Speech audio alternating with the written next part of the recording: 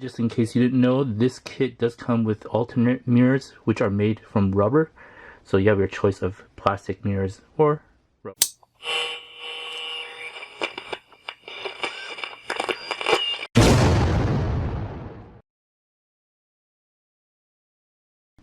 Now for step 20, you'll need these following parts. This one kind of threw me for a loop. I thought these would be clear, but they're not. They're black. So look for the black pieces. You also need the decals for the mirrors. And just in case you didn't know, this kit does come with alternate mirrors, which are made from rubber. So you have your choice of plastic mirrors or rubber mirrors, whichever one would fit your build better, depending on what you want to do.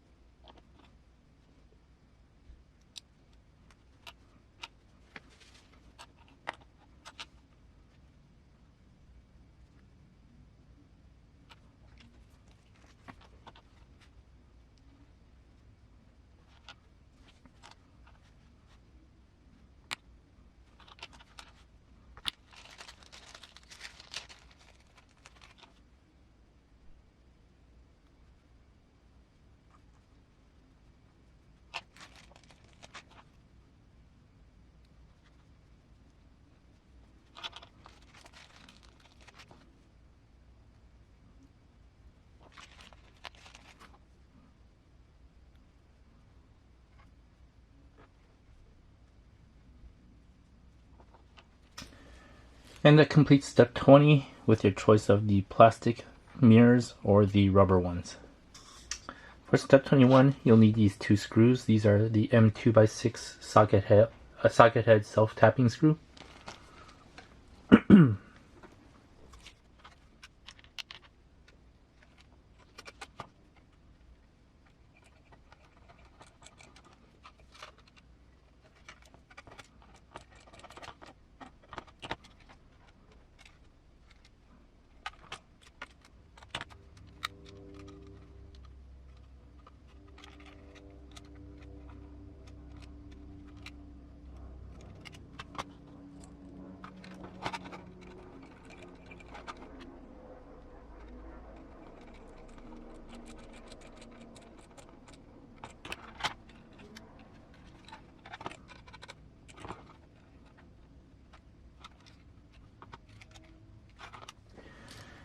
And that completes step 21.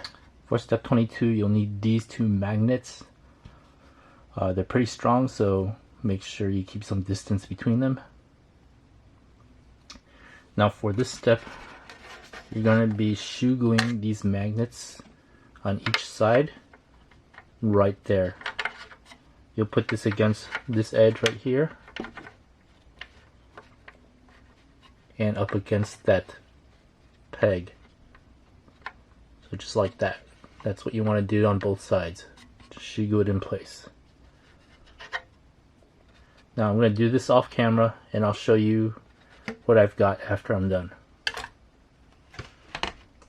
Alright, as you can see, I've shoe glued both of these magnets right there. So shoe glue right there, or E6000 in my case, and right there.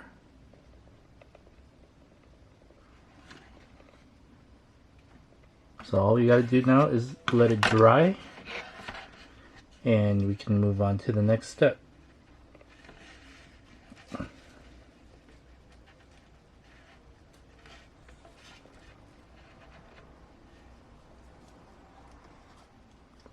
And that completes step 22.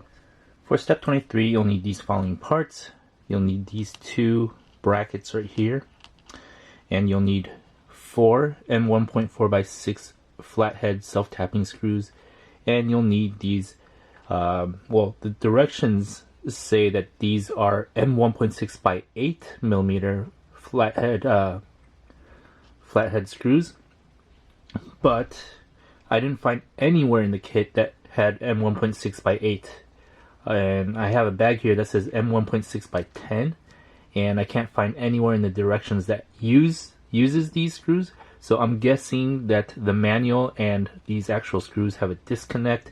So I'm guessing it's these M1.6 by 10s, even though the manual says M1.6 by 8. So I'll carefully thread these when I use them and, see if the length will work.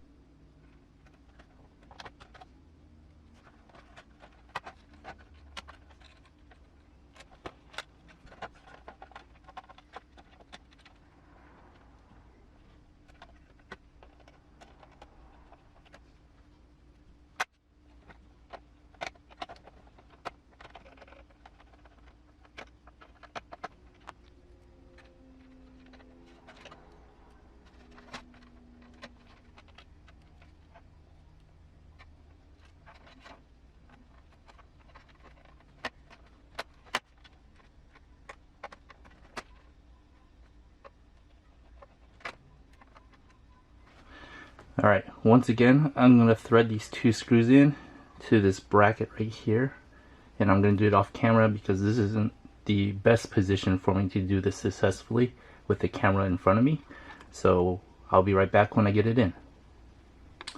Alright, turns out those M1.6 by 10s actually fit just fine. So either the manual is wrong in using M1.6 by 8, or the screws were labeled wrong and they were actually 1.6 by 8 and not 1.6 by 10. I'm not going to go ahead and measure them. I've already got them on. So anyway, this is what it looks like on the inside for the bottom. And this is what the door hinges look like when attached. And you do it for both sides, and that pretty much completes step 23. For step 24, you'll need two M1.6 by 4 socket head self-tapping screws. You'll need two of the smaller lenses that I've already painted translucent red, and you'll need these light bucket brackets.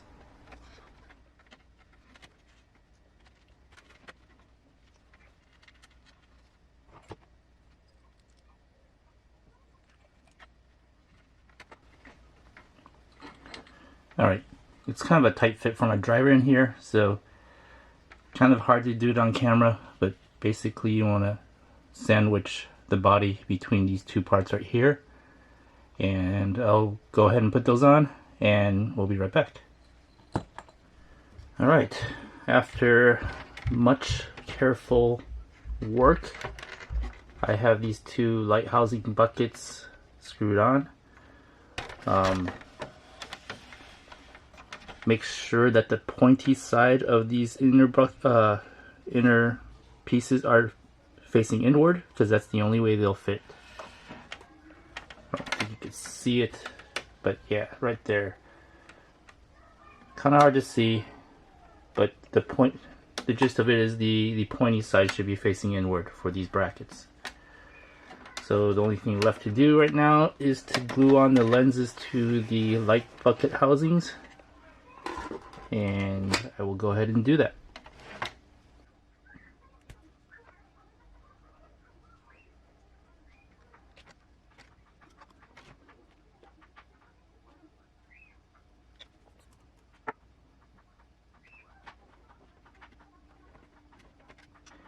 And that completes step 24. Alright, unfortunately it doesn't look like I can move on to step 25. If you can see here, I don't know if you can see that, but this is missing the place for the screw to go in. Let me see if I can get you some better light here. Alright, maybe that will work out better yet. So you see all of these housings have this tube here for the screw. This one is missing, and I'm pretty much stuck. I can't move on until I get this piece replaced. For step 25, you'll need two pairs of the following. Now you'll notice that I only have one pair here. It's because one of my parts on the sprue were defective. It was missing this tube right here for the screw hole. I've contacted RC4WD about it. They said it's out of warranty. I mean, I don't build my kits for, maybe a year after I acquire them. which kind of sucks because I just opened this package and they were already defective on the sprue. So I'll call them up and just reiterate that this is a brand new kit that I just opened, and I just didn't happen to open it until a year after I purchased it. But we'll see if they can do anything about this piece right here, and that's really all I need. So we'll just take care of one side first, since that's all I have right now.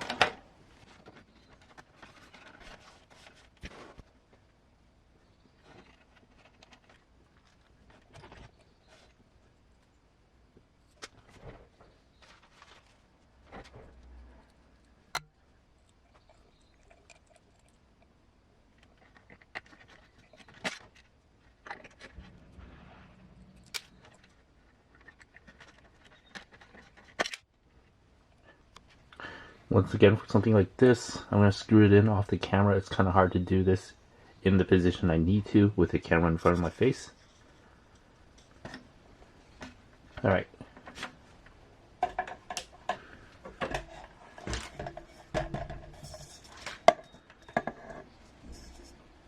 Okay, so the light housing is screwed in and we're ready to put on the lens.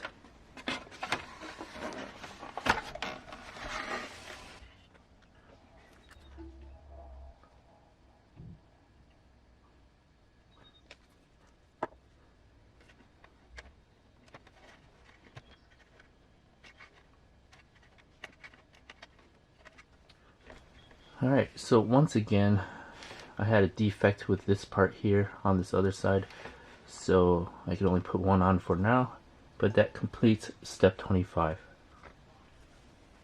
For step 26, you'll need these following parts. You'll need 2 more and 1.6x4 socket head self-tapping screws.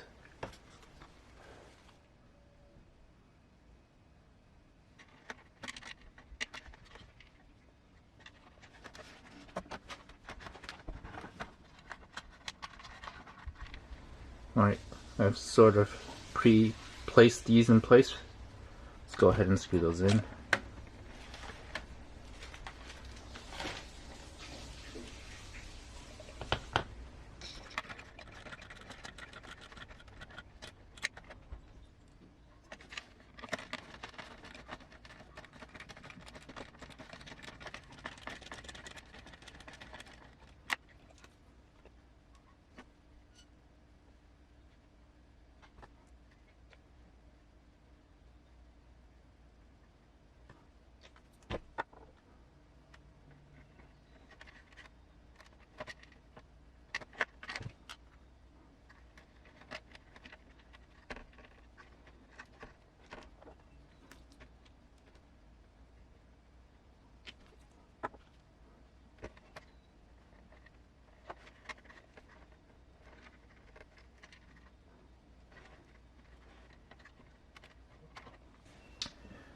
And that completes step 26. For step 27, you'll need these following parts.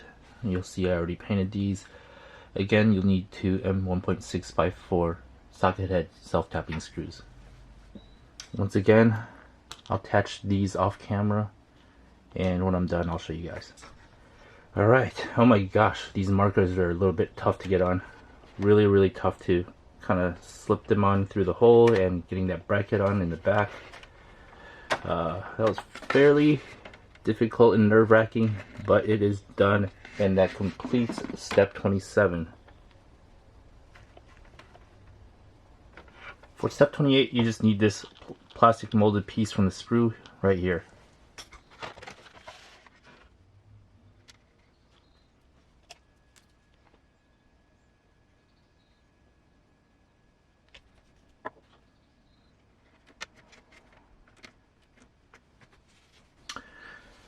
And that completes step 28.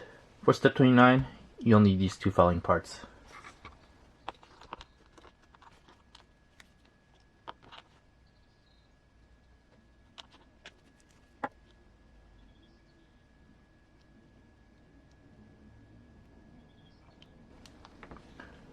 And that completes step 29.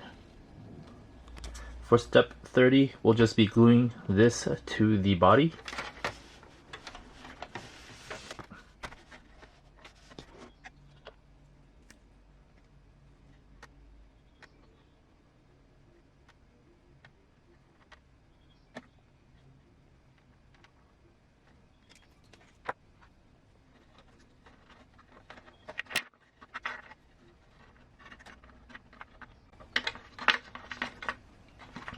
Alright, I'm not in the greatest position to put this on, so I'll do it off camera.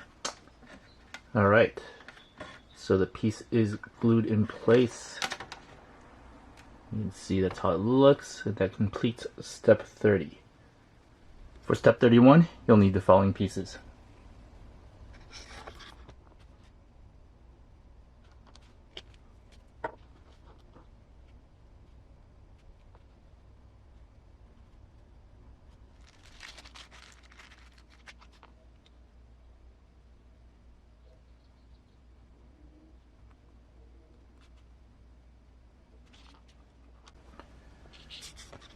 And that completes step 31. For step 32, you just need to glue the rear view mirror onto the roof. Right there. And that completes step 32. Now I'm building this D90 as an SUV, so I will go to step 41. For step 41, you'll need these following parts. You'll also need the remaining magnets up there, and these are 4 and 3x6mm button head self-tapping screws.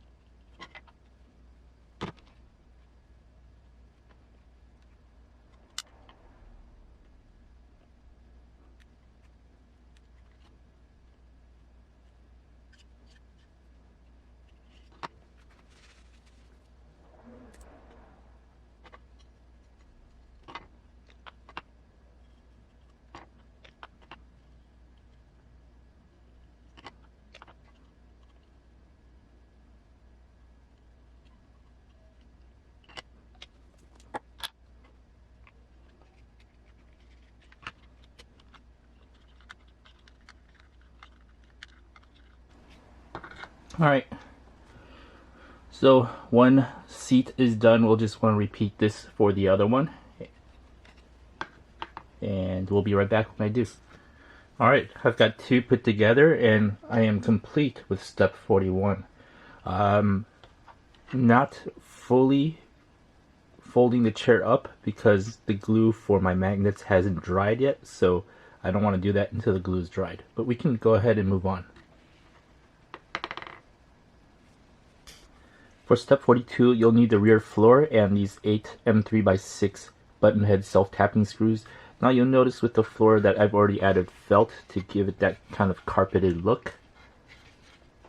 But that's all that it is. It's just double-sided felt.